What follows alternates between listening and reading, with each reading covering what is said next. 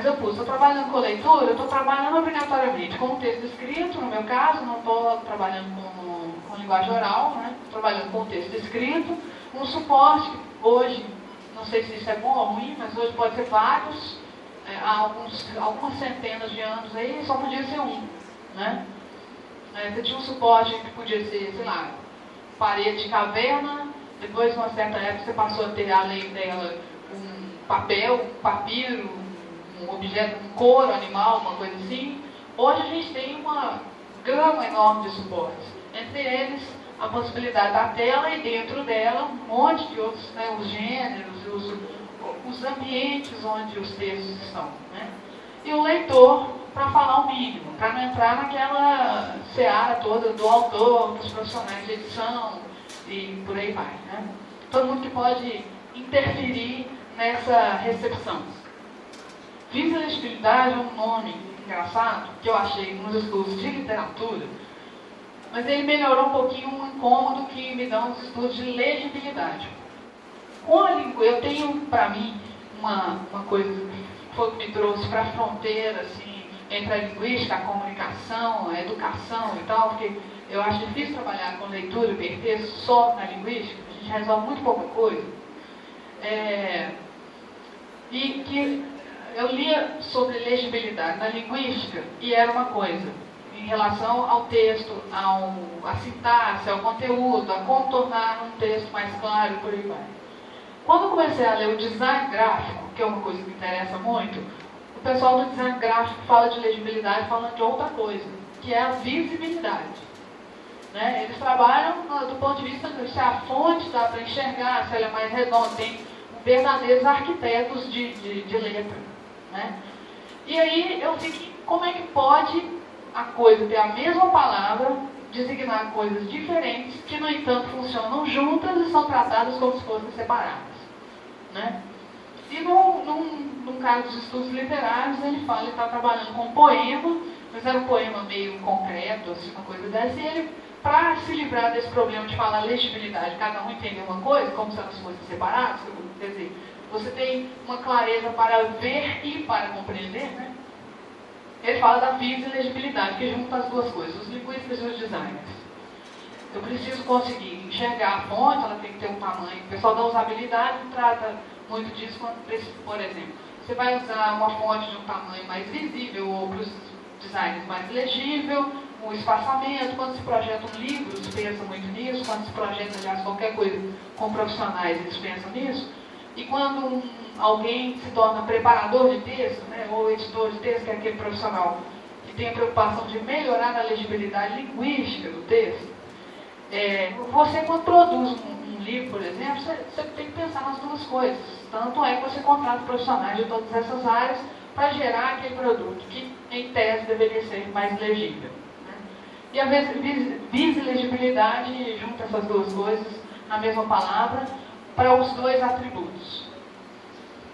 É um atributo do objeto. Né? E o leitor tem que ter as habilidades interpoladas todas para conseguir ler aquilo que ele está lendo. Então a gente, quando focaliza muito o objeto, a gente fica o tempo todo falando do que for, do livro, da revista, do jornal, do computador, do site, do não sei o quê, como se ele fosse o foco. Ou quando eu falo demais do leitor, fico focalizando o leitor em excesso, como se eu não dependesse de um projeto no objeto de ler.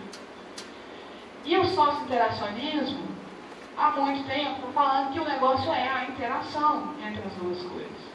E a gente põe o peso no meio das duas coisas. Eu tenho um objeto que tem determinados atributos que são para facilitar, e um leitor tem que ser capaz de ler aquilo lá que eu estou entregando para ele. Né? Esses problemas são problemas editoriais. É muito interessante quando a gente entra no mundo do projeto editorial e entende como as coisas são feitas, o que aquelas pessoas estão pensando quando fazem aqueles projetos, às vezes com base no que sabem do leitor, outras vezes num chute completo, sem saber nem o que é um usuário, vamos dizer assim, ou um leitor, o que for. Né? E aí nesse meio você vai encontrar autores que para muitos pesquisadores teóricos não são autores de livros, nem de sites, nem de nada, são autores de textos, E esse texto tem que passar por um tratamento por profissionais de várias áreas, se ele for virar um site, se ele for virar um livro, se ele for virar um jornal, para se tornar aquele objeto de lei ali. O primeiro que eu sei, que pelo menos todo mundo cita como sendo alguém que reforçou essa ideia, autor não escreve livro, autor escreve texto, é o Michel de Certeau, que é um historiador francês. Depois dele, muita gente cita essa história do tratamento que é dado àquele conteúdo. O conteúdo é ruim demais. O tratamento que é dado a esse texto que sai das mãos do autor para se tornar um objeto de leitura e aí entrar em contato com o público leitor, que depois tem outros nomes também, né?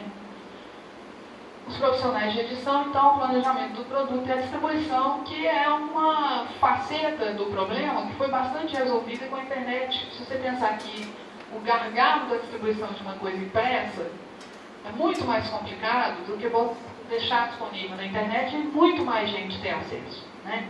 Então, o problema de transmissão e de distribuição que o impresso tem, inclusive com um custo muito mais alto, né?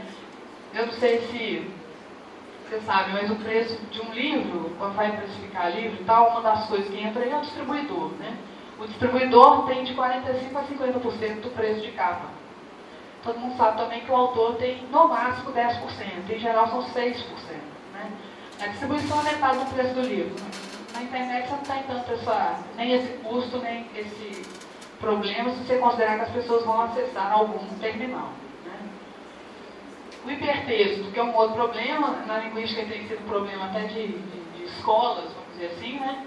Aquela possibilidade de ser só o texto digital e quem considera o hipertexto antes do texto digital. É engraçado porque a palavra letramento era para ser uma palavra tendendo ao infinito, né? Porque se a gente pensar que o letramento é a maneira como você se apropria da alfabetização que você teve, da compreensão dos textos, né? da língua, enfim. Era para valer para tudo, né? A gente fica meio setorizando um pouco para fazer um recorte, é muito útil para fazer um recorte. Se a gente for falar de todos os letramentos, não dá. Então a gente fala de letramento digital para recortar uma área dele, né? Eu estou falando de letramento nesse ambiente aqui, nesse sentido facilita muito. Mas ele para mim, não poderia ser tratado como uma coisa separada dos outros tantos, né? Até porque, quando você vai desenvolver um letramento, em geral, você se ancora em outro. A gente dificilmente faz coisas absolutamente do zero. Mas a gente tem uma necessidade de como a professora Magda Soares fala, ela fala desagregar, a gente tem uma necessidade de desagregar o conceito para dar para entender do que a gente está falando. E no caso do letramento digital, estamos falando uma coisa bem recente.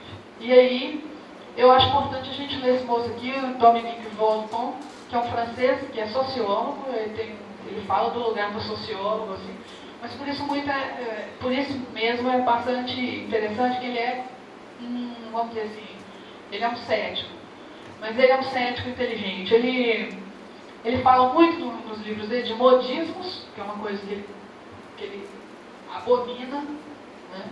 E de adesismos. Quando ele fala em adesismos, ele está falando da facilidade que a gente tem em aderir a certas coisas e achar que elas vão salvar a vida de todo mundo, vão salvar o mundo, aliás, e que não vão. Então ele fala que uma retomada histórica é muito importante para a gente entender o que disso é novo e o que disso já aconteceu.